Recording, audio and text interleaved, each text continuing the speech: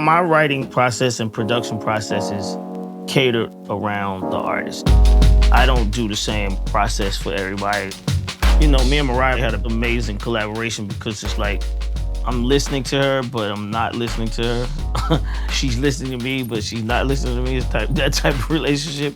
And I say that because she's more like a hip hop person, and I'm super hip hop. But when I first went in the studio with Mariah, I was thinking like, I don't want to fuck this up and be like the hip hop guy that did something wrong for the pop girl, right? That statement alone, it don't set well with her because she don't feel like she's the pop girl. And it's crazy because a lot of times the records that me and Mariah make, I'm like, I don't know if people really ready for this type of song from you, and but I don't say that to her.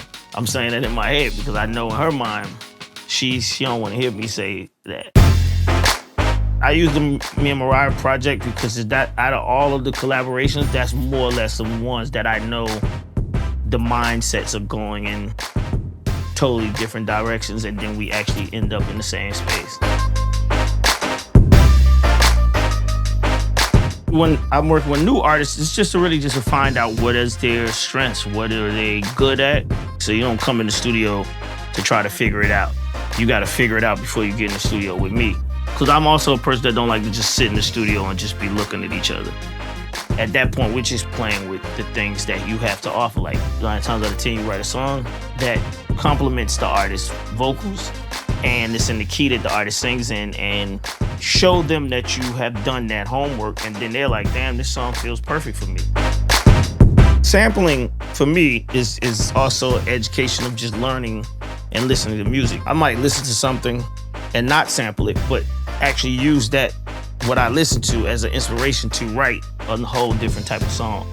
It just depends on what it is, but sampling is therapeutic and educational at the same time. Sampling, for me, it opened the doors to me knowing who artists were that nobody else ever told me about.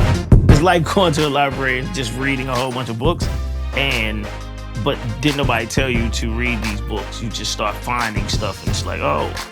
Like, I was listening to the Grateful Dead, I think, past weekend, and I didn't realize that the Grateful Dead was like kind of Southern rock, right? But I listened to Southern rock music.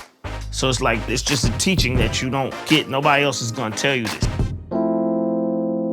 Some records of mine are just samples. You know what I mean? It's like, the Pressure Ari Lennox record is just a sample. It's just a sample that I found, and I chopped the sample up, and then I made the sample say what I wanted it to say, and then writing lyrics around that chop to make it work. I don't think you start knowing when records are finished till you make a bunch of music. I've learned to almost do a checklist. Does this song have this? Does the song do this? Does the song do this? And then something don't check off, then the song's not finished.